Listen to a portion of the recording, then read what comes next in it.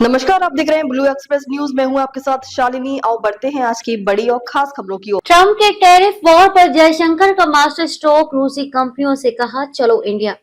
America ने भारत पर 50% tariff का बोझ डाल दिया है, लेकिन भारत ने ट्रंप प्रशासन के आगे हार नहीं मानी है।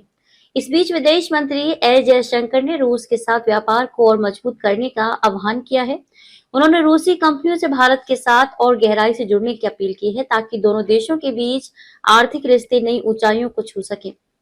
जयशंकर ने भारत की तेजी से बढ़ती अर्थव्यवस्था और मेक इन इंडिया जैसी पहलों का जिक्र करते हुए कहा कि ये रूसी कंपनियों के लिए सुनहरा मौका है। उन्होंने भारत के विकास और शहरीकरण से पैदा होने वाली मांग को रूसी कारोबारियों के लिए न्योता बताया है। जयशंकर ने कहा, $4 ट्रिलियन से ज्यादा की जीडीपी वाला भारत जो 60% की रफ्तार से बढ़ रहा है, उसे भरोसेमंद स्रोतों से संसाधनों की जरूरत है।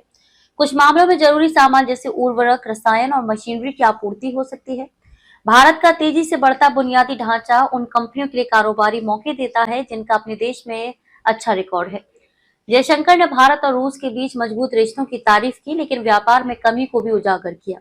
उन्होंने कहा, भारत और रूस ने बड़े देशों के बीच सबसे स्थिर रिश्तों को पोषित किया है। ये बात अब दुनिया मानती है, लेकिन इसका मतलब ये नहीं कि आर्थिक सहयोग उतना ही मजबूत है। हमारा व्यापार सीमित है और हाल तक व्यापार की मात्रा भी कम थी। विदेश मंत्री ने कहा कि हाल के वर्षों में व्यापार बढ़ा है, लेकिन व्यापार घाटा भी बढ़ा है। अब हमें व्यापार को विविध और संतुलित करने के लिए और जोरदार कोशिशें करनी होंगी। ये न केवल ऊंचे व्यवहारिक लक्ष्यों के लिए जरूरी है, बल्कि मौजूदा स्तर को बनाए रखने के लिए भी जरूरी है। ऐसे ही लेटेस्ट अपडेट पाने के लिए हमारे चैनल को लाइक, फॉलो, सब्सक्राइब करें और बेल आइकन दबाना ना भूलें। अगर आप हमें फेसबुक, ट्विटर या इंस्टा के माध्यम से देख रहे हैं तो हमें फॉलो और कमेंट करें। धन्यवाद।